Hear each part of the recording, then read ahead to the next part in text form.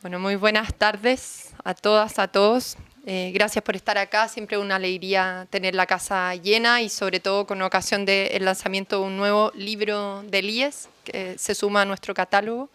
Como siempre partimos agradeciendo, además de la presencia fiel de los asistentes presenciales y virtuales, a quienes hacen esto posible, todo el equipo editorial, el equipo ejecutivo del IES y también en particular la Fundación Hans Seidel, que nos ayuda en la realización de este evento.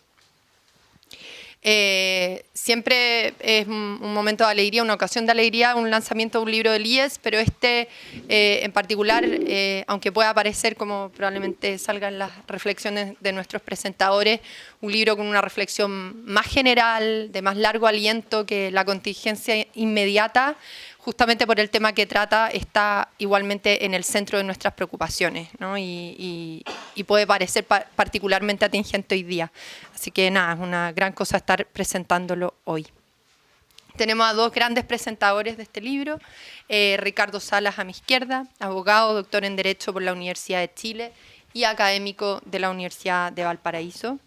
Felipe Vido, licenciado en Humanidades, doctor en Derecho por la Universidad Católica y en Filosofía, si estoy bien, ¿cierto?, por la Universidad Complutense de Madrid, académico de la Universidad Católica. Gracias a ambos por estar acá. El formato es muy sencillo, cada uno dispone de entre 15 y 20 minutos para presentar y luego trataremos de hacer un pequeño intercambio entre ambos. Partimos, si quieres, contigo, Felipe. Gracias. Bien, bueno, muchas gracias por la presentación, muchas gracias a IES y especialmente a Claudio por la invitación, que me honra. Muchas gracias además por haberme invitado a presentar este libro.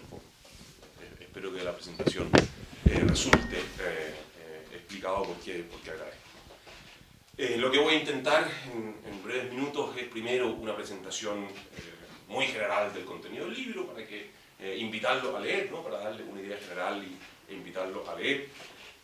Luego algunos comentarios generales también sobre el mismo y finalmente algunos comentarios más particulares sobre algunas cuestiones bien puntuales, ¿no? Espero que no determinadas por mi propia patología psicológica, sino por lo interesante que es Ipsimon al leerlo y por lo desafiante y por las preguntas que hace con el resultado.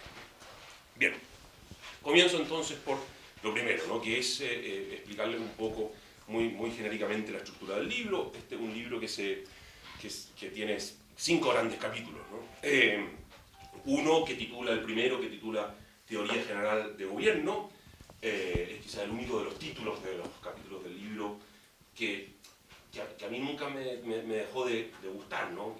Quizá más bien una teoría de la autoridad que no una autoridad general de gobierno, pero da igual, ¿no? Es sin duda, creo yo, el alma del libro, ¿no? Es decir, el modo en que Yves Simon entiende la autoridad, las distinciones que hace, las precisiones, etc., la defensa de la autoridad frente a cierta crítica moderna y contemporánea, creo que son el alma del libro, porque precisamente lo que luego hace es mirar a ver cómo es posible una autoridad tal como la que él describe en un régimen democrático, ¿no? Creo que ese es exactamente el propósito del libro, ¿no? Por eso, a partir ya del segundo capítulo, se va viendo muy claramente esto, ¿no? En el segundo capítulo trata de la libertad democrática, el tercero de la autoridad en la democracia, el cuarto la igualdad democrática y finalmente democracia y tecnología, el quinto. Voy a decir muy breves cosas sobre cada uno de estos capítulos. Primero, yo creo que algunas de las ideas centrales de este capítulo, que me parece a mí el alma del libro, que el primero, son, primero, que contra muchas de las teorías que han aparecido en la modernidad y que eran contemporáneas todavía en los tiempos en que Yves Simon escribía, la autoridad, dice él, no es un mal, en primer lugar, ni tampoco siquiera se explica su necesidad simplemente por algún defecto de nuestra naturaleza, que sea de nuestro modo social, de poder entenderlo entre nosotros. Dice él que es necesario, absolutamente necesario, distinguir dimensiones esenciales y accidentales de la autoridad, que es necesario distinguirla en distintos ámbitos, ¿no? La autoridad no se da del mismo modo en una empresa, en una familia, que en la sociedad política. y las funciones de la autoridad no son las mismas en estos distintos ámbitos, ¿no? Y entonces dice que en general las críticas al principio de autoridad suelen pasar por la confusión de esos ámbitos y de esas dimensiones de la autoridad, ¿no? Él examina fundamentalmente tres dimensiones de la autoridad, que es lo que él llama la autoridad paternalista, luego la autoridad que se justifica la autoridad paternalista se justifica en una cierta deficiencia de la autonomía de los sujetos que están sometidos a autoridad, es decir, en la medida en que no se despliega una autonomía es necesario la presencia de una figura superior que de algún modo supla esa autonomía. Luego explica la necesidad de la autoridad como principio de unidad de acción allí donde el medio es contingente. En los distintos ámbitos de la vida humana hay múltiples medios que son contingentes, ¿no? Es decir, que no están determinados por la naturaleza o las circunstancias, sino que son electivos, ¿no? En diversos grados. Y entonces dice, bueno, frente a la pluralidad de medios contingentes es siempre necesaria un cierto principio de unidad, ¿no? Y entonces eso es una justificación de la autoridad. Pero en tercer lugar, dice él, además es necesaria la autoridad para que haya una intención común del bien común, ¿no? Para que haya una intención común del bien común, ¿no? Y entonces explica fundamentalmente esta tercera dimensión como la más excelente, ¿no? Y como la más propia de la vida propiamente política, ¿no? Básicamente lo que viene a sostener es que la autoridad es causa en la vida social de un bien que es imposible sin la unidad de dirección que aporta la autoridad. No solamente por la contingencia de los bienes, sino por esa unidad en la intención del bien común, ¿no? Por eso, lo cito, dice, de las tres funciones de la autoridad que hemos examinado, la primera es sustitutiva, la segunda es esencial y la tercera merece ser llamada la más esencial, ya que versa sobre el acto más fundamental de la vida en sociedad. En una sociedad compuesta exclusivamente por personas inteligentes, virtuosas y plenamente maduras, la autoridad no tendría que ejercer ninguna función paternalista. Lo primero, tendría que lograr la unidad de acción cuando el medio para el bien común no está determinado de manera singular. Tendría, por sobre todo y en primer lugar, que procurar la intención del bien común. Considerada en sus funciones esenciales, la autoridad no es ni un mal necesario, ni un bien menor, ni un mal menor, ni la consecuencia de un mal o de una deficiencia. Es, como la naturaleza de la sociedad, buena sin reservas.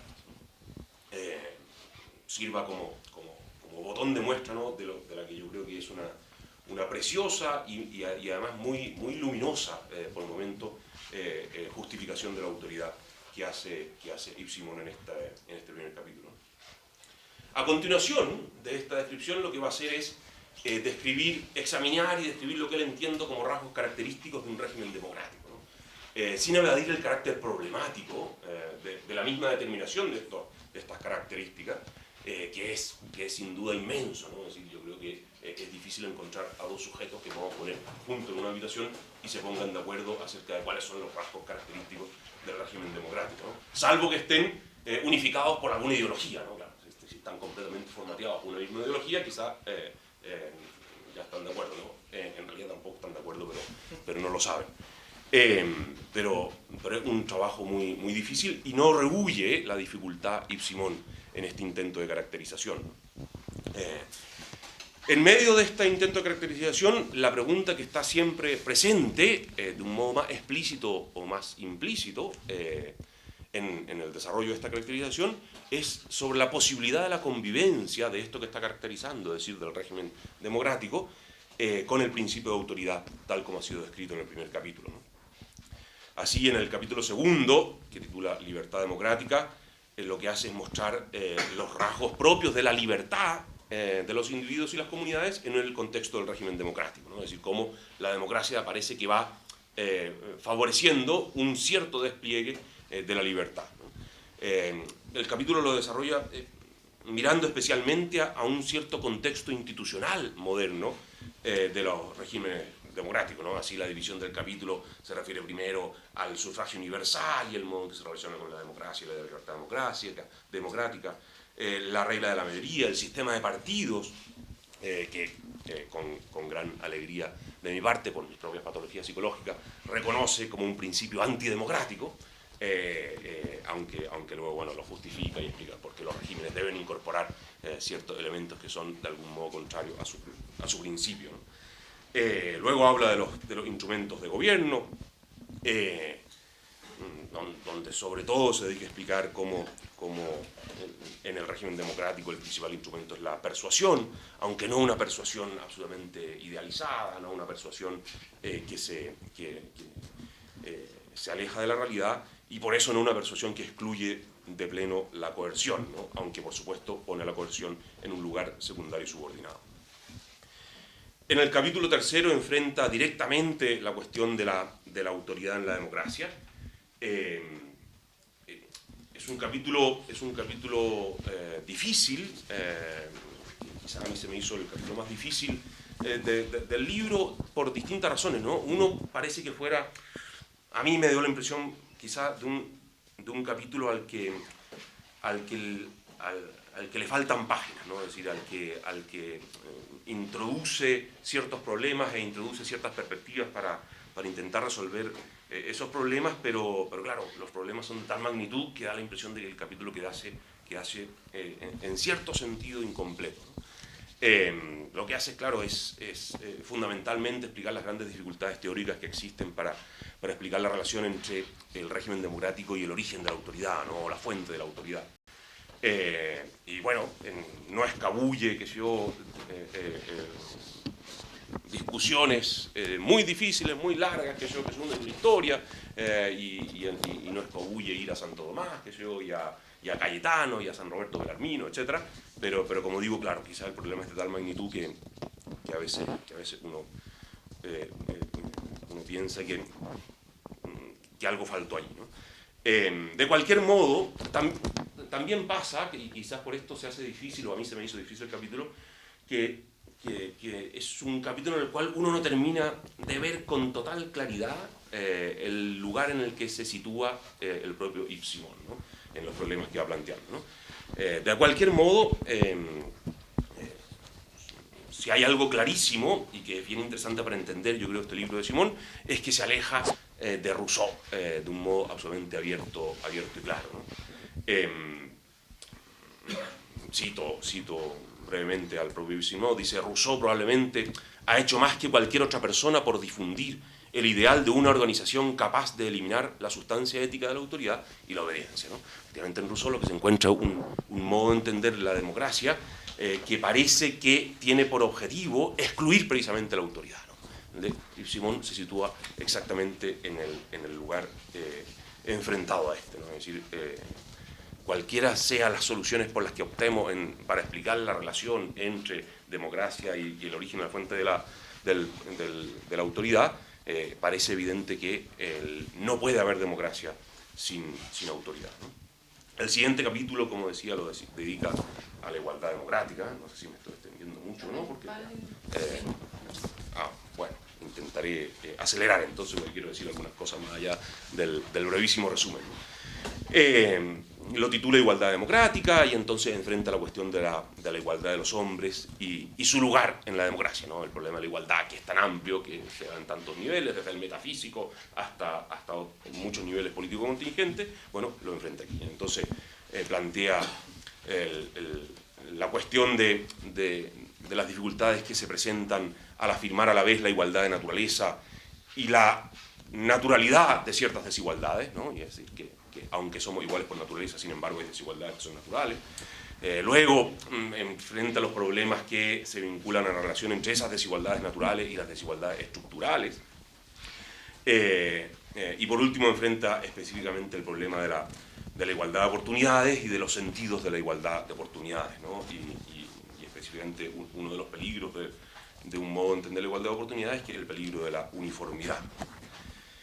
Por último, el último capítulo, que si uno mirara solamente el índice podría parecer una especie de apéndice o anexo por el título que dice Democracia y Tecnología, o posiblemente podría haberlo parecido, quizás a nosotros no, porque nosotros tenemos otras reflexiones en el cuerpo, ¿no? Pero yo me imagino un lector de 1952, que si mal no recuerdo el año de publicación original de este libro, un lector que mira el índice y dice Democracia y Tecnología, ya, bueno, anteriores capítulos parece que se refieren a las cuestiones centrales de la democracia, de su relación con la autoridad. Pero esto de democracia y tecnología parece un apéndice, ¿no? Un anexo, ¿no? Y sin embargo es un capítulo también precioso, con una cantidad de reflexiones muy interesante, y creo que aún más interesantes para nosotros que para los lectores inmediatos de Ipsibon, porque vemos quizá con más claridad o nitidez, se cabe,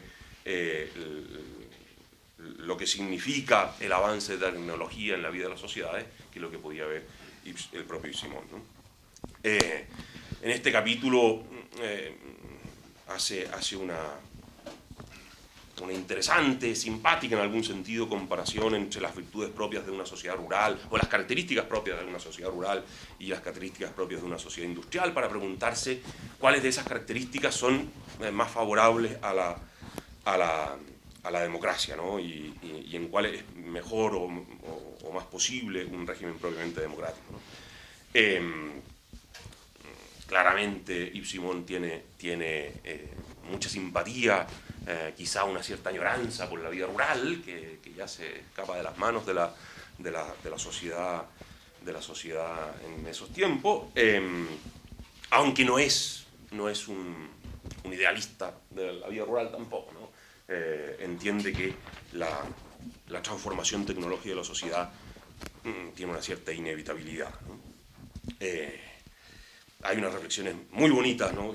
Aquí me voy a callar con esta primera parte, a ver si alcanzo a decir algo de la segunda, ¿no? Pero hay unas reflexiones muy bonitas sobre la transformación de la sociedad por la tecnología en relación con una serie de categorías, ¿no? Que son el tiempo, la naturaleza enfrentada a lo artificial, lo natural y lo artificial, la vida en el sentido más concreto, ¿no? Es decir, la vida que nos rodea, ¿no? La vida de los animales, la vida natural, la vida de las plantas, etc. El modo en que nos relacionamos con la vida. La razón como algo que provee explicación de los fenómenos que nos rodean. La especialización del trabajo y el liderazgo de los expertos, ¿no? Son ciertos criterios en los cuales él va desarrollando esta cuestión. Bueno, lo dejo allí, lean el libro. Yo creo que al libro, a terminar con la estructura, le faltan dos cosas, ¿no? Yo eché de menos dos cosas. Uno, una introducción, y dos, una conclusión, ¿no? Una introducción en que Ipsimon nos mostrara muy claramente lo que se propone hacer y cuál va a ser el hilo conductor, y una conclusión en la que nos redondeara toda la cuestión. ¿Por qué digo esto? Bueno, porque creo que quizá dentro de las inmensas virtudes del libro, por favor, un defecto es que a veces entra tanto en algún tipo de reflexión particular que uno puede tender a perder de vista la visión general, ¿no? Y entonces creo que habría ayudado mucho que el propio Ipsimon nos guiara en esa lectura, ¿no? Ya, algunos comentarios generales muy rápidos, ¿ya? Primero, las virtudes de Ipsimon y su estilo, ¿no? Ipsimon es un autor tremendamente profundo, sin ser de ninguna manera pedante, ¿no? Cosa que es desgraciadamente tan difícil y tan rara, ¿no? No rehúye las cuestiones filosóficas más difíciles, ¿no? Este es un libro de filosofía política, pero por momentos entra, por ejemplo, en el problema de los universales, ¿no? Y entra en el problema de los universales sin ninguna superficialidad, ese problema que ha traído de cabeza a los filósofos desde tiempos inmemoriales y que es dificilísimo. Él lo aborda en la medida en que es necesario, por supuesto, no es que se desvíe completamente, lo aborda cuando es necesario, en este caso a propósito de la relación entre la igualdad democrática y la igualdad de naturaleza, ¿no? Y el tema de la universalidad y la posibilidad de afirmación de una igualdad de naturaleza exigida de algún modo abordar ese tema, y lo aborda con una gran profundidad. O en otros momentos que se aborda la cuestión del conocimiento por connaturalidad, la ya mencionada cuestión del origen y fuente de la autoridad, etc. No rehúye problemas filosóficos bien difíciles, algunos más próximos o propios de la filosofía política, algunos más alejados, ¿no? Pero si es necesario entrar en ellos porque lo exige su discurso, porque lo exige su argumento, entonces entre en ellos. Pero, no obstante esto, se esfuerza permanentemente por bajar las cuestiones al terreno concreto y práctico propio de un libro de esta naturaleza, ¿no? Y aquí aparece una característica que se agradece mucho, ¿no? Que es su capacidad de ilustrar con ejemplos reales o ficticios las ideas que está explicando, ¿no?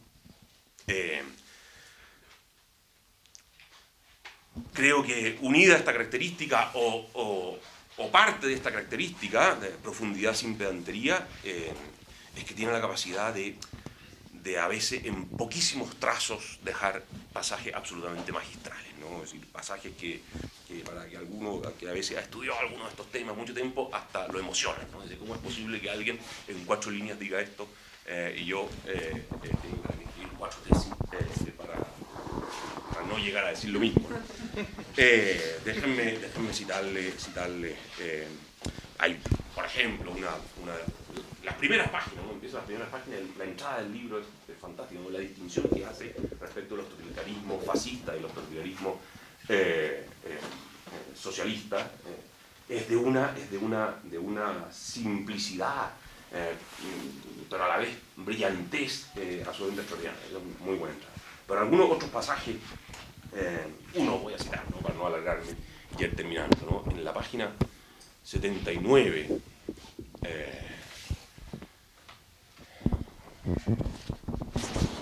por favor, nada mejor que leer un pasaje del libro.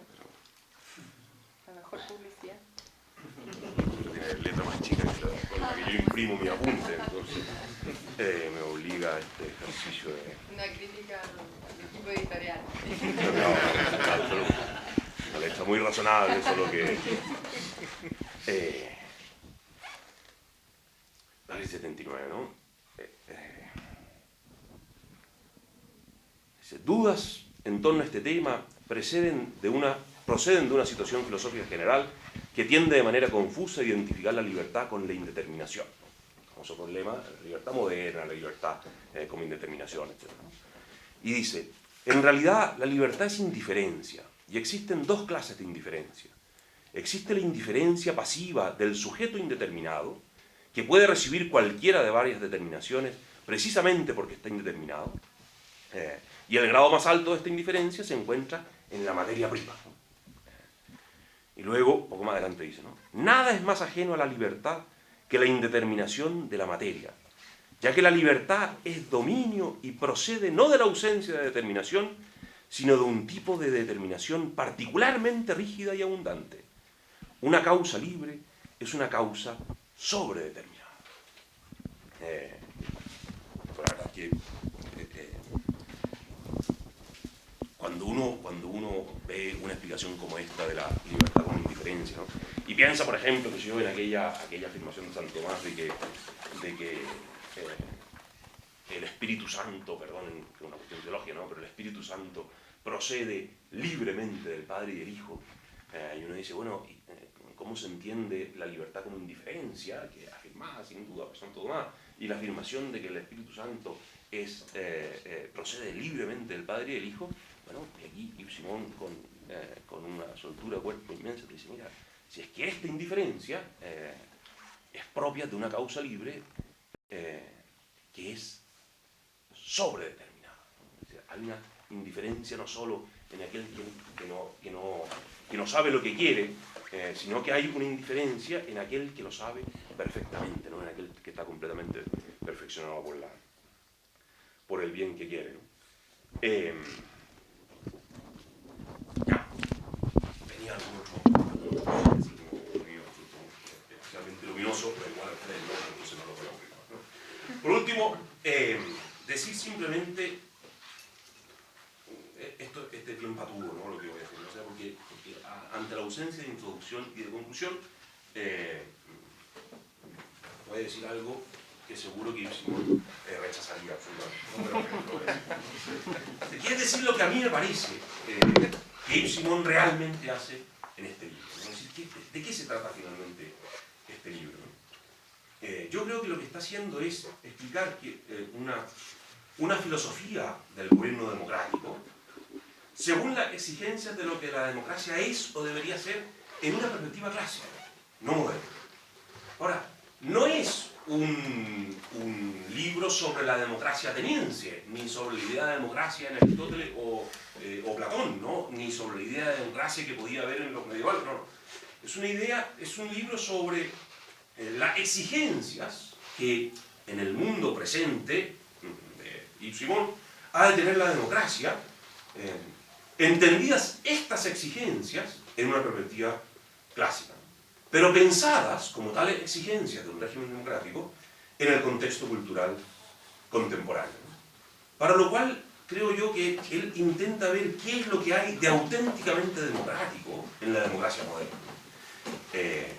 Y procura reflexionar sobre qué criterios y principios deberíamos usar nosotros para orientar las democracias contemporáneas hacia una más perfecta democracia auténtica, según esas exigencias clásicas y no modernas. Este es un ejercicio, creo yo, realmente difícil. Porque, por supuesto, no es el ejercicio de un optimista democrático, que él critica de distinta manera en distintos momentos durante el libro, no es de aquel que piensa que las solas instituciones democráticas, tal como se presentan en el mundo contemporáneo, van a llevar por sí, en la medida que se las deje operar sin perturbaciones, hacia un estado ideal de cosas, ¿no? Hacia una democracia más perfecta. Pero tampoco es el libro, no tiene este optimismo, pero tampoco tiene el libro de un pesimista, de aquel que piensa que la democracia moderna está corrompida hasta la médula, ¿no? Pesimistas hay de muchos tipos, ¿no? Señala distintos tipos de pesimistas en el sentido, ¿no? El conservador, que yo, o ciertos defensores de algunos de los peligrismos contemporáneos, etc. Son de muy diversa índole, pero que igualmente reconocen una corrupción esencial en la democracia, ¿no? A la vez que él se distancia de ciertos elementos estrictamente ideológicos que creo yo están en la raíz de las instituciones democráticas contemporáneas, sin embargo, admite la posibilidad de que esas mismas instituciones, no obstante esa raíz ideológica, bueno, contengan elementos de unos principios políticos más universales que la ideología que los juzga. Creo que la pregunta que yo me hice durante todo el libro es bueno, ¿cuán ingenuo es Ibsen? ¿Cuán ingenuo? Hay momentos en los cuales me parecía que era más ingenuo, ese es mi tendencia natural. Hay otros momentos en los cuales me parece menos ingenuo.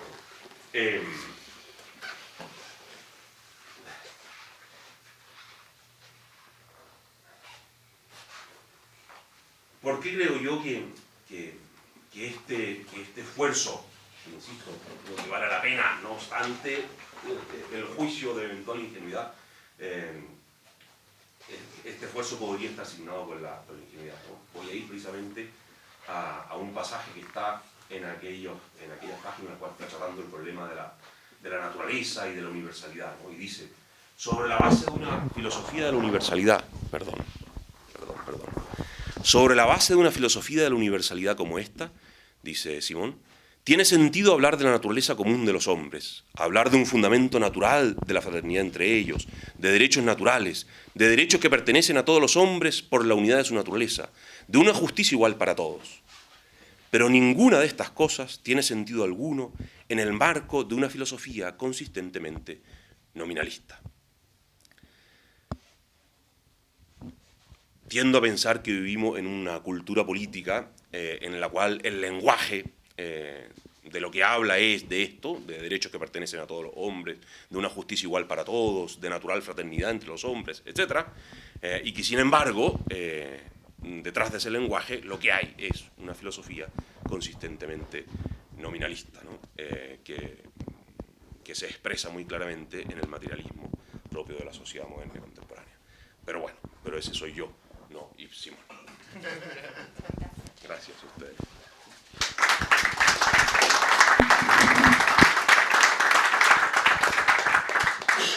Muchas gracias, Felipe. Pasamos ahora a Ricardo.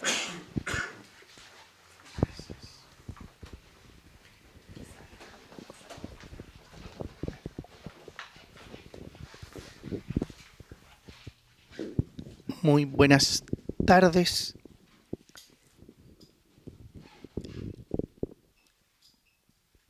Presentar un libro, por ejemplo, de alguna manera es darlo a conocer, no cabalmente, pero sí general, preliminar, prima facie, y luego de escuchar a Felipe, es algo que yo no puedo hacer. El libro ya está presentado. Pero uno puede abusar del lenguaje y tomar conciencia de que presentar no solo puede ser dar a conocer, sino literalmente hacer presente. Y es lo que yo únicamente podré hacer aquí, dado que el libro ya está presentado. Y a un libro se lo hace presente cuando se habla sobre él, o también cuando se habla sobre él, o a propósito de él. Una cosa es hablar sobre el libro. No puedo hablar mucho sobre el libro porque no quiero cometer spoilers. Ustedes deben leerlo, es un libro imprescindible, pero sí hablar algunas cosas a propósito del libro. Lo primero que quisiera resaltar es el estilo del libro. Es un estilo peculiar que quizás se justifique por la propia biografía intelectual de Simón. Por una parte, él está, por sus estudios formales de filosofía, encumbrado en las alturas de la metafísica. Tiene no solo los rigores, tiene no solo la profundidad, sino que tiene ese hábito, esa familiaridad con los problemas metafísicos que hace que cosas que solamente uno puede decir en difícil, él pueda decirlas en fácil y brevemente. Está por una parte entonces, por su formación filosófica, que inicialmente es formación metafísica, encumbrado allí arriba, en el mundo de las necesidades lógicas, en el mundo de las necesidades metafísicas. Pero antes de formalizar sus estudios filosóficos, Simón estudió medicina y por lo tanto está allí sumergido en lo más empírico que uno puede detectar en el trato humano. Él está familiarizado con los órganos, está familiarizado con la enfermedad, está familiarizado con un páncreas que no funciona. Tenemos, por lo tanto, a un francés que por una parte sabe leer, o hoy día sabría leer una radiografía, sabe que hay allí donde uno ve sombras, pero él, como los médicos, ve otra cosa allí en la empiria total, en la contingencia radical que es la práctica de la medicina, y en el otro extremo, en la cumbre de la metafísica. De modo entonces que si uno quisiera explorar biográficamente el estilo del libro, puede hacer un promedio y decir que cuando Simón hace filosofía política, acude a esas dos habilidades que adquirió. La habilidad médica, esa habilidad que solo se prepara y se cultiva con la experiencia, con una experiencia que de Aristóteles sabemos que no es comunicable, y por otra parte, una metafísica que exige el rigor de las necesidades lógicas. La filosofía política que él cultiva, por lo tanto, es una filosofía política que está allí intermediando entre la metafísica por una parte y la contingencia de lo empírico por la otra. Lo que él intenta hacer es resolver problemas políticos. Y en eso, contra lo que cierta escolástica decadente, incluso en su época, tendía a hacer, lo que asumo que le produce roncha a Simón es agarrar la fórmula escolástica e intentar en las contingencias jugar a aplicarlas. como la escolástica decadente, que lo único que tiene son fórmulas y que el mundo no lo entiende sino a través de la fórmula. No va, por lo tanto, de la fórmula a la experiencia, sino que tan profundamente entiende los problemas metafísicos, los problemas empíricos y los problemas políticos, que entiende los problemas políticos desde abajo. De modo que la fórmula, esa fórmula escolástica que pareciera no tener ningún contenido inteligible, se ilumina a la luz del descubrimiento de problemas para los cuales la fórmula existe. A la fórmula se llega, desde la fórmula no se parte. Ese es principalmente, creo yo, el estilo que uno advierte en el libro. Un libro que va cambiando de nivel, de la metafísica a la pura contingencia o a la pura experiencia, según el problema lo vaya requiriendo. Si el problema de la igualdad requiere hacer metafísica, pues hagamos metafísica. Hablemos de los universales, pero no porque estemos repitiendo las fórmulas de un manual escolástico decadente, sino que porque nos damos cuenta que el problema de los universales es realmente un problema que nos surge porque la realidad nos ha interpelado. Esa es la gracia que uno encuentra en Simón cuando tropieza con estos problemas metafísicos. Uno se da cuenta que el problema es tal. No hay aquí una suerte del hecho de Procusto escolástico en el que uno quisiera meter forzadamente la realidad política solamente para ser fiel a una escuela. Sobre todo, de manera paradójica, ser fiel a una escuela que es lo menos rígida que existe, que es el tomismo. El estilo, entonces, de Simón hace que cuando quiera resolver el problema político de la igualdad, por una parte se encumbra a problemas metafísicos, al problema de los universales, sin el cual el problema de la naturaleza humana no existiría, no se da como problema consentido. Pero cuando quiere resolver el rol que en un régimen democrático tienen los partidos políticos, no hace metafísica.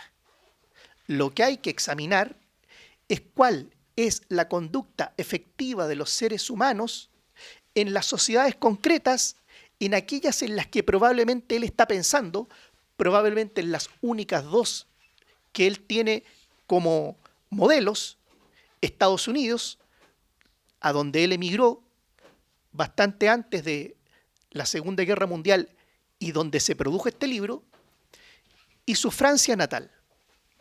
El problema de los partidos políticos entonces supone aplicarse no a la metafísica, sino a la experiencia que es la experiencia del hombre ordinario. Quizá un cientista político o politólogo hoy día le reprocharía a Simón afirmaciones de carácter empírico que no tienen apoyo estadístico.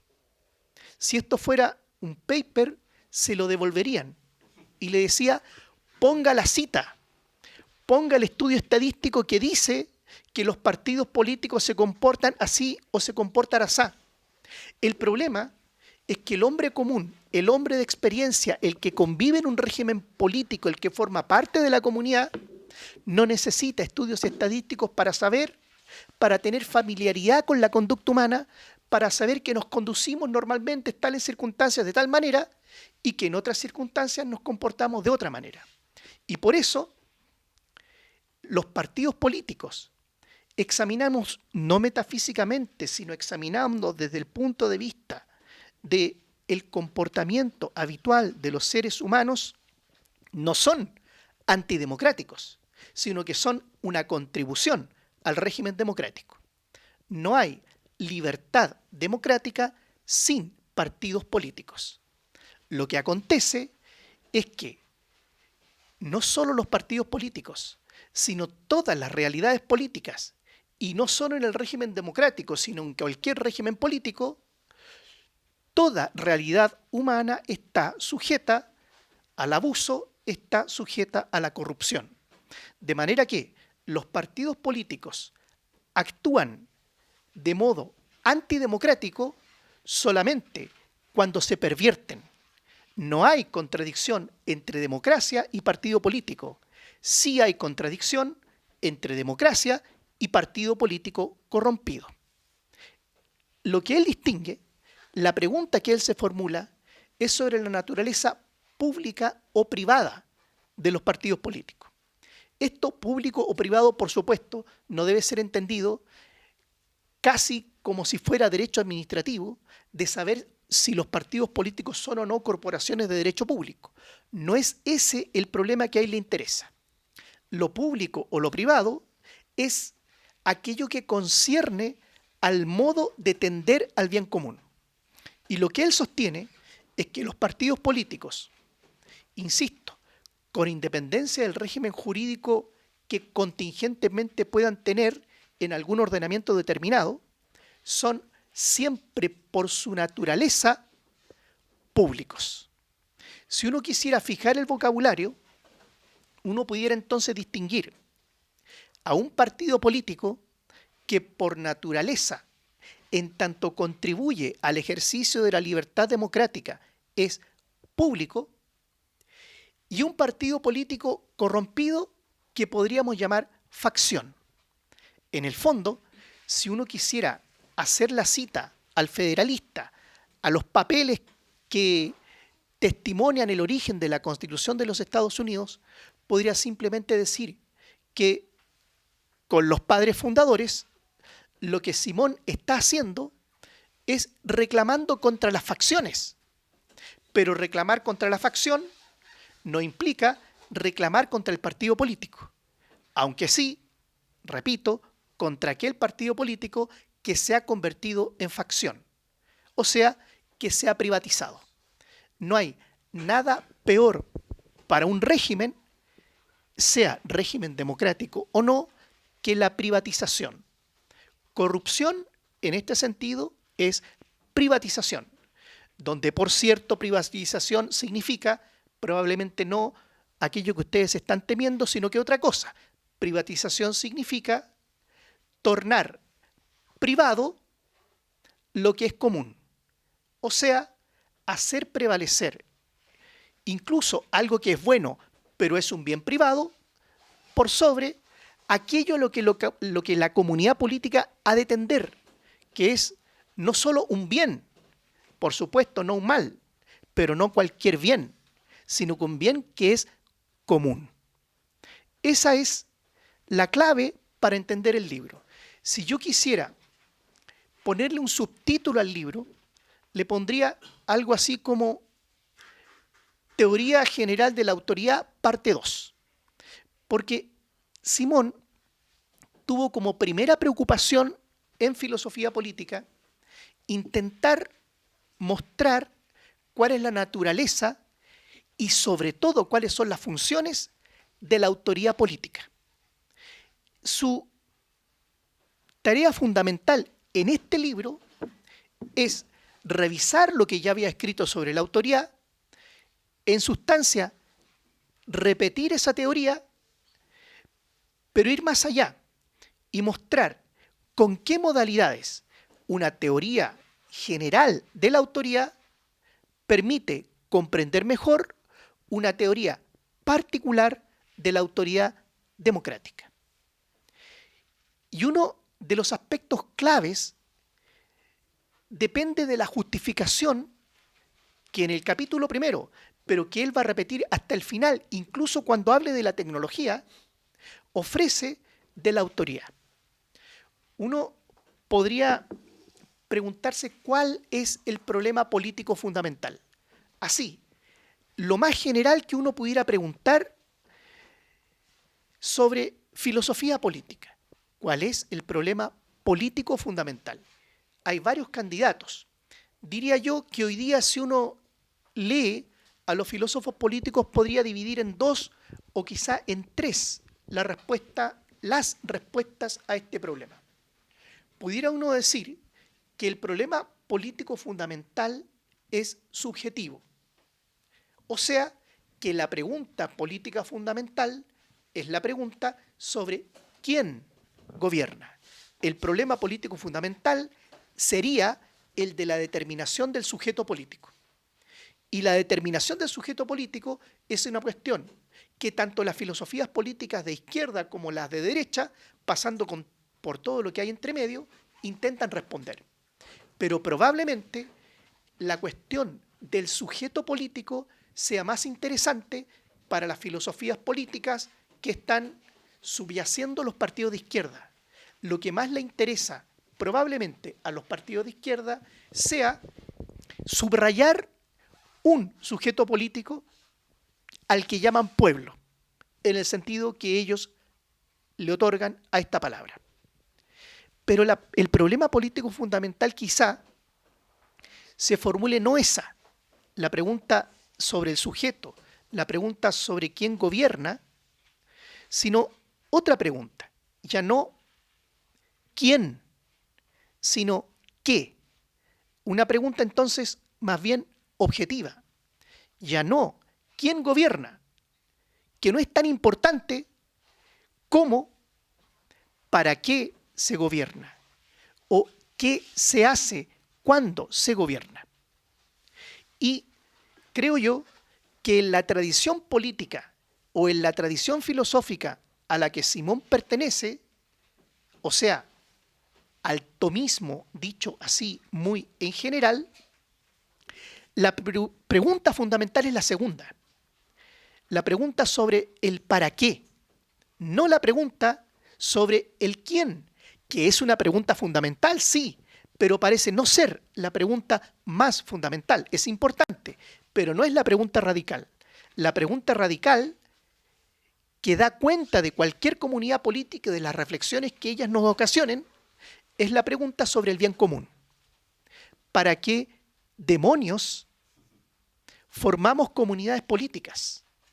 Porque si respondemos esa pregunta, podremos responder el problema de la autoría. Lo que ocurre con una filosofía democrática es que estas dos que serían candidatas a ser la pregunta política fundamental, o incluso una tercera que omití, el cómo, pregunta que permitiría incluir todas las respuestas procedimentalistas, pero me quedo con las dos primeras. Esas dos preguntas, la pregunta quién y la pregunta para qué, están en una filosofía democrática unidas.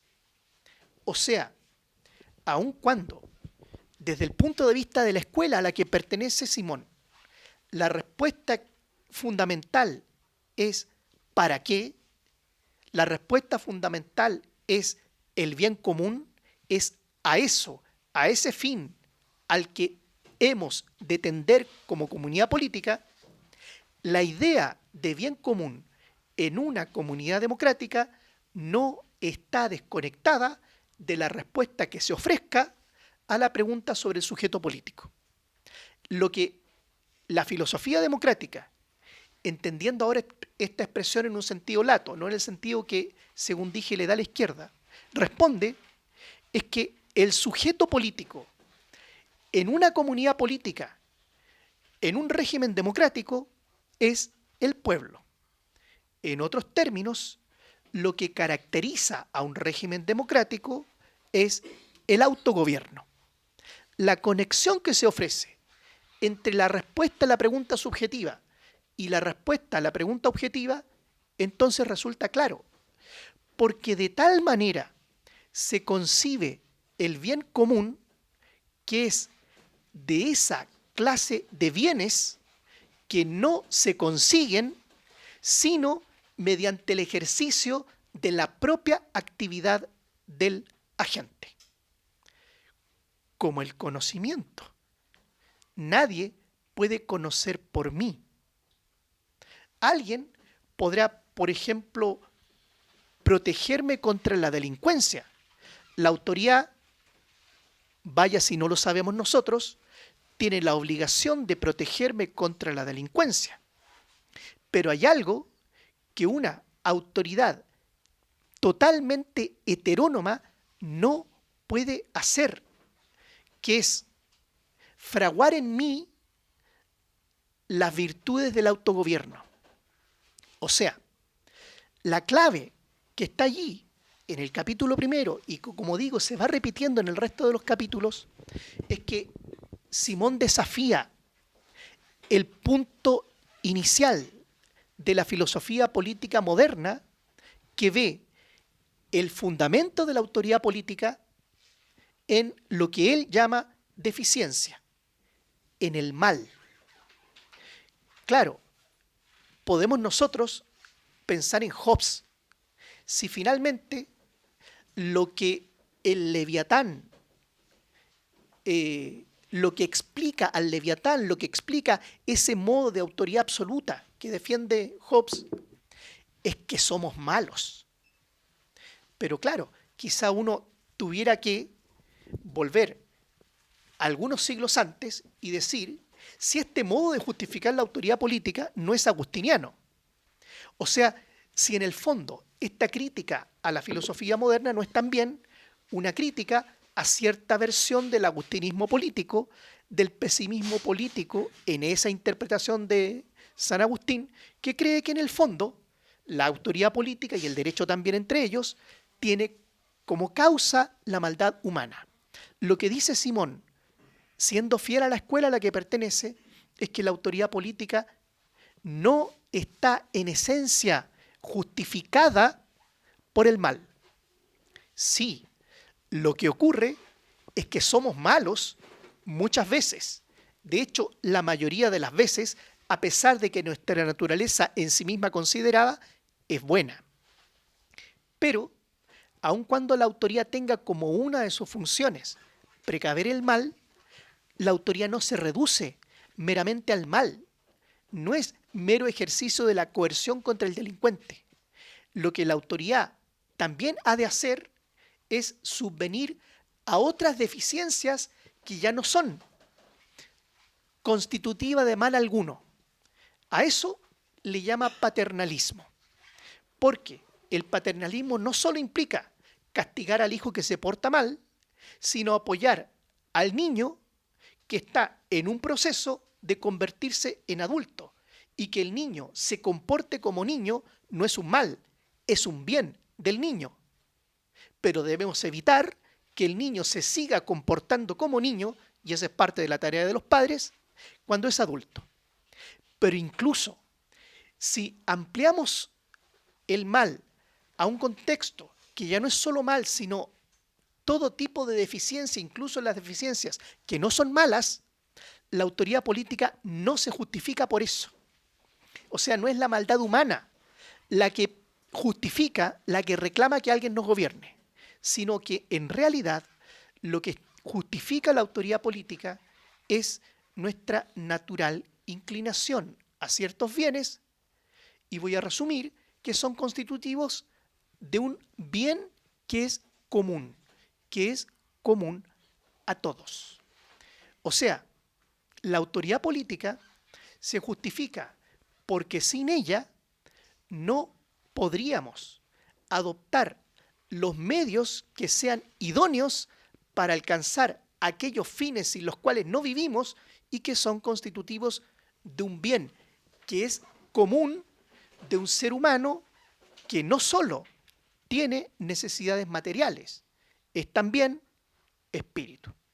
Lo que hace Simón en este libro, por lo tanto, es desafiar internamente algunas tendencias del tomismo político que defienden tesis conservadoras. En numerosos pasajes del libro, Simón pareciera estar combatiendo contra los que él llama conservadores. Y los caracteriza de varias maneras, ustedes verán cuáles, yo solo me quedo con una. Parece que lo típico del conservador es que considera o que naturaliza, que petrifica la distinción entre los pocos y los muchos. donde los pocos, por supuesto, somos nosotros, y los muchos, toda la chusma, que son ustedes. El conservadurismo lo que hace, entonces, es promover regímenes políticos en donde esa naturalización de los pocos y los muchos se convierta en institucional. La monarquía, la aristocracia, la oligarquía. O para ir al último capítulo, interesantísimo sobre democracia y tecnología, la diferencia que existe, no solo entre la industria y el campo. Es genial la comparación que él hace por los efectos políticos del industrialismo y la ruralidad, sino que otra distinción que es tan importante como esa, aunque él dice que no produjo efecto en Estados Unidos, pero que es importante, el modo de vida en una granja pequeña, independiente, que él toma como modelo de un sistema democrático, y el de la hacienda, el del latifundio. Porque en la granja de propietario privado independiente se cumple el estilo democrático que no se cumple en la hacienda, que no se cumple en el fundo, porque quien gobierna en la pequeña granja es la familia. Quien gobierna en la hacienda, quien gobierna el fondo, ya saben ustedes quién es, el patrón del fondo. De modo entonces que lo que está desafiando, y con esto termino, es esa tendencia que su maestro Maritain fue de los primeros en desafiar también, en identificar el tomismo, es más, en identificar a nuestra Santa Madre Iglesia Católica Apostólica Romana con una estructura política conservadora, monárquica, antidemocrática, oligárquica. Termino. Muchas gracias, Ricardo. Provocador cierre el de ambos. Gracias a los dos por sus acabadas presentaciones del libro. Ricardo dice que no lo presentó, pero creo que sí lo hizo a su manera, hablando a propósito de él. Así que muchas gracias a los dos por sus palabras. Y en este pequeño espacio, nada, solo quiero volver a darles el micrófono a cada uno para ver si quieren hacer precisiones o alcances a partir de lo que el otro dijo. Me imagino que Felipe le pueden haber despertado algunas inquietudes o preguntas, pero además quisiera agregar una pequeña pregunta para alimentar esas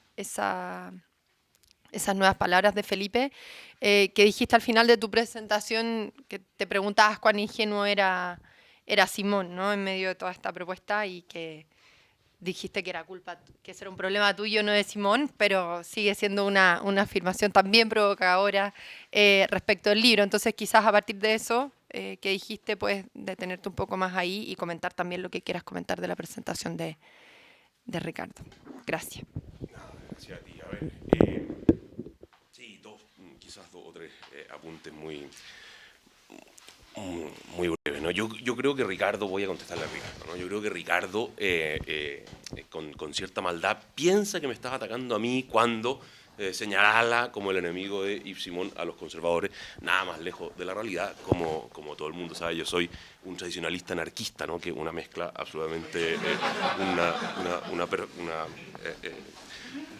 y si de algo he estado siempre lejos, el conservadurismo, ¿no? Yo creo que Ricardo tiene razón efectivamente en que uno de los objetivos, ¿no? No sé si a propósito de la última frase de Ricardo lo vincularía tanto como objetivo a un cierto tomismo. No creo que esté pensando tanto en los tomistas en este libro de Yves Simon, ni a la Iglesia, ¿no? La Iglesia, bueno, yo creo que ahí hay que hacer tantas distinciones, ¿no?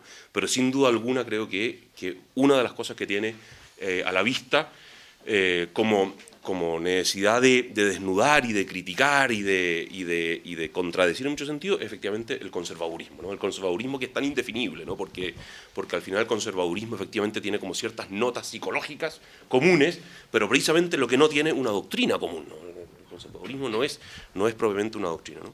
Pero no creo que sea lo único. Yo quiero insistir en esta idea, ¿no? Es decir, Simón, aquí se va a enojar Ricardo conmigo, Simón me resulta mucho más simpático que Maritain, ¿no? A mí me cuesta mucho Maritain, y en cambio Simón me costó muy poco, ¿no? Porque yo creo que en Simón, de un modo mucho más claro que en Maritain, hay conciencia acerca de los grandes peligros de la ideología política moderna, ¿no? Sí, yo creo que Simón, creo que mucho más claro que Maritain, advierte que el núcleo de la deformidad de la idea política de Rousseau, por ejemplo, ¿no? Y yo creo que eso lo tiene también a la vista Simón en este libro, ¿no? Es decir, está disparando a todo el que haya que dispararle, ¿no? Efectivamente, el conservador es una figura a la cual le dispara con frecuencia, pero yo creo que también está haciendo permanentemente este esfuerzo, ¿no? Es decir, bueno, vamos a pensar en el régimen democrático. Yo creo que aquí además hay un elemento que es bien interesante, que es de una especie de realismo político, ¿no? Es decir, de decir, o sea, es que ni siquiera emerge tan claramente una necesaria valoración de la democracia, ¿no? Sino que su ejercicio estuviese motivado por los hechos, ¿no? Mira, lo cierto es que vivimos en un mundo en el cual parece que no es posible sino un régimen democrático, ¿no? La cosa ha avanzado de cierta manera y parece avanzar en una dirección y por lo tanto tenemos que hacernos cargo de esto. Y yo creo que la pregunta es, bueno, ¿cuáles son los criterios que debemos tener en cuenta para, en la medida de nuestras posibilidades, que yo como pensador político católico, lo que fuera, orientar la actividad política o orientar la vida política en una dirección donde lo que emerja sea una auténtica democracia y no la democracia con los vicios no solo con los vicios extrínsecos que la deformen o la destruyen, sino con los vicios intrínsecos que tiene en sus formas modernas, ¿no? Por supuesto, pues, tampoco soy experto en Yves Simon, le había leído algunas cosas antes y ahora, a propósito de este libro, he leído alguna cosa más, pero probablemente Ricardo podrá contestar mucho mejor que yo a esto, ¿no? Pero con esto que digo no quiero emitir ningún juicio acerca de el grado de distancia que Simón tiene respecto de ciertas concepciones modernas, ¿no? O el grado de adhesión que se dio a ciertos aspectos de las concepciones modernas. Yo creo que es innegable que hay distancia y en algunos aspectos adhesión, ¿no? Y que hace este ejercicio de intentar mirar a ver cómo se puede conducir esto que de hecho es así, ¿no? Ese realismo político reaparece a propósito de la tecnología, ¿no? Yo creo que hay, o sea, no obstante esa admiración que Simón muestra por el mundo rural, y específicamente ese mundo rural que describía Ricardo, ¿no? Que efectivamente no es el mundo de la industria agraria contemporánea, sino que ese mundo de la granja, de las pequeñas comunidades, donde comunidad política y comunidad familiar tiende a confundirse, parcialmente al menos, etc., ¿no? Siento una gran admiración, pero no es una admiración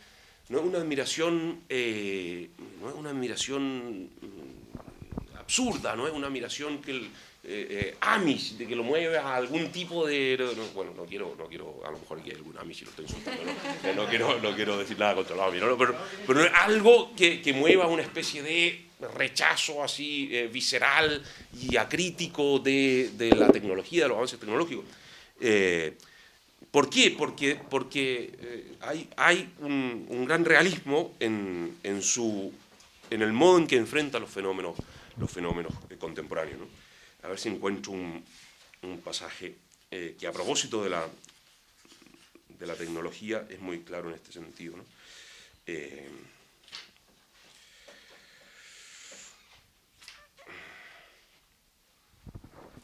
Creo que está aquí, ¿eh? Dice, la relación entre la técnica y el uso puede expresarse de la manera más relevante diciendo que la primera ley de una sociedad tecnológica es la tendencia a permanecer tecnológica. Es cierto que vivir en una sociedad de este tipo es en muchos aspectos aterrador. Yo tengo exactamente la misma sensación que Yves Simon y quizá más intensa, ¿no? Pero dice, sigue él, ¿no? Pero para que el impulso hacia formas de vida más simples no conduzca a sueños antisociales, debe entenderse de una vez por todas que nuestras sociedades no dejarán de ser tecnológicas a menos que su poder técnico sea destruido por catástrofes sin precedentes y totalmente indeseables, ¿no? O sea, esto es una cuestión de hecho, ¿no? Una cuestión de... O sea, mira, a mí me parece aterrador la transformación, efectivamente, como él dice, ¿no? La transformación tecnológica de nuestra sociedad. Pero pensar políticamente sin hacerse cargo de este hecho, como que no tiene sentido, ¿no? Eso nada más. Tenía una precisión sobre el carácter antidemocrático de los partidos políticos, pero no hace falta pelear, creo yo. No, creo que simplemente decirlo, ¿no? O sea, es bien explícito Yves Simon, ¿no? Yo creo que estábamos entendiendo antidemocrático en un sentido un poco diverso, ¿no? No dice que sea antidemocrático en el sentido de que sea necesariamente una corrupción de la democracia, sino que de suyo implica un principio no democrático, ¿no? Y que no es contradictorio con un régimen democrático, porque todos los regímenes deben integrar elementos que no son propios de su idea central, ¿no? Y entonces, ¿por qué el partido político, dice Simon, no supone la integración de un principio no democrático? Bueno, porque evidentemente supone la mediación entre el gobierno, la autoridad y el gobernado de una instancia que de algún modo limita las posibilidades electivas del gobernado, ¿no? Ejemplo clarísimo es a quién podemos elegir. Tenemos elecciones democráticas para elegir presidente de la República o diputado, pero claro, nuestras posibilidades están absolutamente mediadas por una institución como el partido, ¿no? En este sentido, hay en el partido al menos elementos que son antidemocráticos, ¿no? Pero no en un sentido peyorativo, sino eso es lo que afirma Simon. Eso. Gracias. De momento. Sí, claro. Te concedo el punto, lo último, porque efectivamente el término puede ser ambiguo. Efectivamente, el régimen democrático admite principios de naturaleza no democrática, dado que en el fondo la defensa es la de un régimen mixto. Y los partidos políticos tienen su lugar en un régimen democrático en la medida en que permiten que el régimen sea mixto. Y en ese sentido, claro, efectivamente dice Simón que hay un principio no democrático, pero no tan intensamente, en los partidos políticos. Algunas observaciones sobre... A ver, Simón era conservador. Simón era claramente un conservador. Y por supuesto, esa paradoja tiene siempre que ver con nuestros problemas del lenguaje. Porque como Felipe declara, es que la palabra conservador tiene tantos significados que ya no sabemos lo que significa. Y quizá entendemos el significado de la palabra conservador solamente cuando le elegimos un antónimo. De manera que el conservador será conservador cuando no sea democrático, que parece ser la idea de Simón, o será conservador cuando no es liberal, que ya no es la idea de Simón, o será conservador que es, hoy día creo yo, son dos los principales sentidos en que la palabra se usa. En un sentido institucional, vale decir, el conservador institucional, que es aquel que tiende a conservar las instituciones que existen por el hecho mismo de que existan. O sea, hay una prioridad a la facticidad frente al deseo. El conservador prefiere que se mantenga lo que hay antes de cambiarlo. Ese es el conservador institucional. En ese sentido, Simón no es un conservador.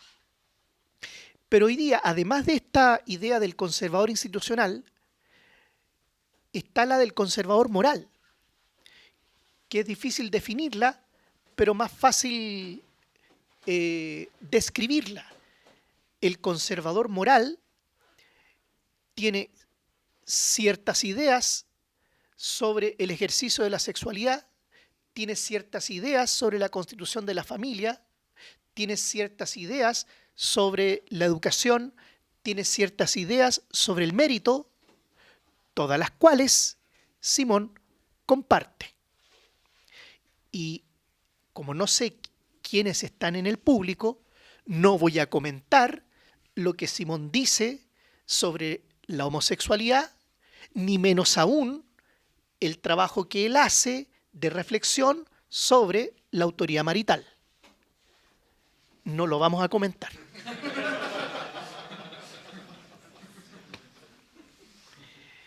Pero yo asumo que el libro estará a la venta y ustedes por sí mismos, en sus casas, solos, pueden conocerlo. También sobre el valor de la democracia, Simón no es un ideólogo de la democracia. Esto es la democracia, como es la tradición tomista, incluso la tradición católica o por lo menos posconciliar, es uno de los varios regímenes políticos legítimos. Y no solo es una cuestión cronológica que permita decir, oiga, si las monarquías medievales no fueron regímenes ilegítimos porque no fueron democráticos. No es solo cronológica, sino que depende de cierto realismo político. Declara explícitamente que hay circunstancias que hacen que determinados pueblos no deban tener una autoridad democrática.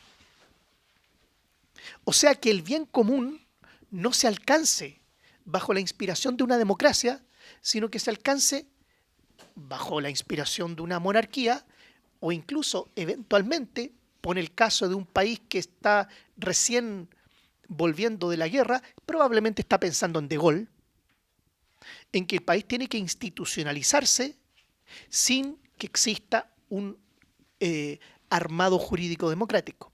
De manera entonces que no hay aquí ideología de la democracia, sino que hay defensa de la democracia con argumentos que son contingentes, aun cuando dicha contingencia sea de largo aliento. No es que la democracia sirva hoy y no mañana. Probablemente la democracia va a servir este siglo y los siguientes. Pero por mucho que la democracia dure, su legitimidad es siempre contingente. Depende siempre de las circunstancias. Y no solo la democracia por sí misma, sino las distintas modalidades que los regímenes democráticos adoptan según las características y necesidades de cada pueblo. Sí, ¿no? Muchas gracias a ambos. Nada, solo quiero, a modo de cierre, darles a cada uno unos últimos minutos, quizás un poco con la pregunta de a su juicio, ¿qué le dice Simón al Chile actual? Así en pocas palabras, que justifica, digamos, la relevancia, la contingencia de este libro para pensar problemas que estamos enfrentando. Eso, Felipe. Perdón. Sí, pregunta difícil, ¿no? Que es más fácil de formular que de responder, ¿no? Lo cual... a ver, yo creo que... a mí me cuesta contestar específicamente esta pregunta porque soy, lo reconozco y como defecto, un pesimista absolutamente incorregible, ¿no? Lo veo todo negro, ¿no? Y se sufre mucho cuando uno lo ve todo negro, ¿no? Entonces me cuesta pensar que hayan cosas que decirle al Chile de hoy, ¿no? Yo creo que si no se está en una posición como la mía, tan terrible, entonces Simón da esperanza, ¿no? Da esperanza en un sentido bien inmanente, ¿no? Bien mundano, ¿no? Es decir, mira, todavía es posible pensar en este contexto institucional todavía es posible mirar a cuáles son las razones por las cuales las instituciones que definen a la democracia moderna nos han traído a donde nos han traído, que yo creo que es un lugar bien terrible, en muchos sentidos. Todavía es posible mirar a esas razones y hacer distinciones que a lo mejor nos permitan corregir o rectificar, ¿no? Yo sé que en esta sala hay mucha gente optimista, partiendo por Claudio que me invitó. Yo sé que Claudio es exactamente el opuesto mío, ¿no? Cada vez que nos juntamos a conversar son muy interesantes esas conversaciones porque no tenemos nada en común en el orden del optimismo o el pesimismo respecto a las cosas contingentes. Luego tenemos otras cosas muchas contingentes. Yo creo que Yves Simon es un libro, efectivamente, o sea, la filosofía del gobierno democrático de Yves Simon es un libro que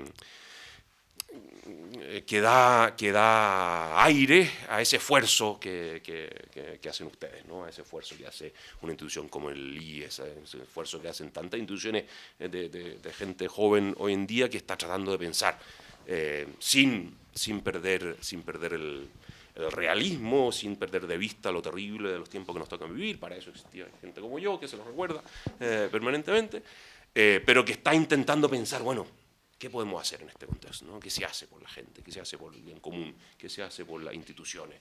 Etcétera. Yo creo que Yves Simon es un libro que ayudará en ese esfuerzo. Eso es lo que se me ocurre decir.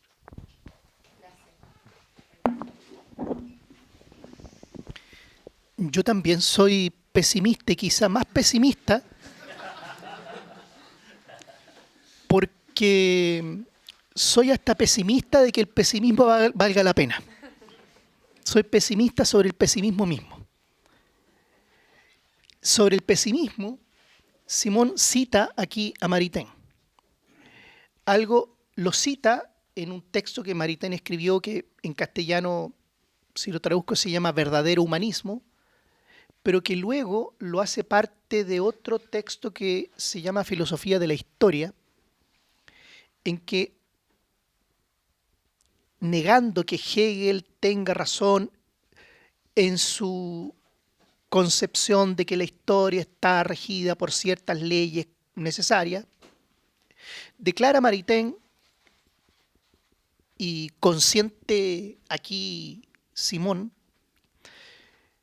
de que la historia humana progresa ambivalentemente y progresa, se despliega, se incrementa siempre de modo simultáneo en la línea del bien y en la línea del mal. O sea, que el trigo y la cizaña permanecerán por siempre viviendo juntos y enredados. Y habrá, mientras más pasa el tiempo, más trigo y más cizaña y más enredados estarán. Lo que puede la lectura de este libro ayudar al Chile de hoy es en la medida en que nosotros podamos, con las decisiones colectivas que tenemos que adoptar, ir distinguiendo trigo de cizaña para intentar hacer que el trigo prospere y ser más indiferentes a la cizaña.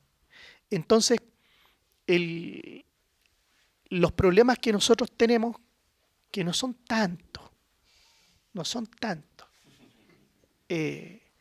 estamos mejor, si es cosa de mirar al vecino, o incluso es cosa de mirarnos nosotros mismos un tiempo antes. ¿Cómo vamos a estar tan mal si es que al 18 de octubre sucedió el 4 de septiembre? O sea, parece que la asonada pudo ser contenida por estructuras que todavía viven de su propia inercia y que es una vitalidad que todavía tiene. O sea, no se produjo la destrucción total. Entonces, yo diría, consejo, siempre distinguir, que es un consejo de Simón, de Maritain es un consejo de Tomás. Distinguir, siempre distinguir, no pensar en bloque. Cada problema tiene su propia lógica. No pensar en bloque. Y aplicar para cada problema contingente el tipo de solución que el problema requiera, sin creer que la política es, como diría Góngora, una cuestión de planificación global. Muchas gracias.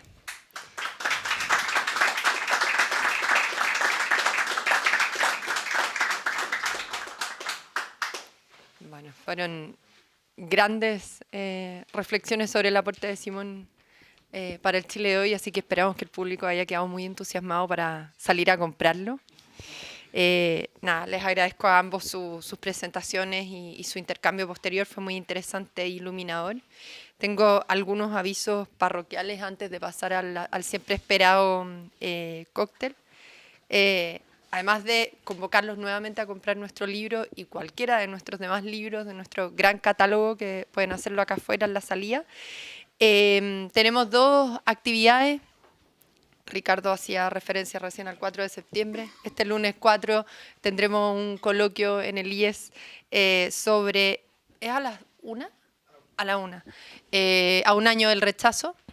Vamos a estar acá reflexionando también sobre ese hito.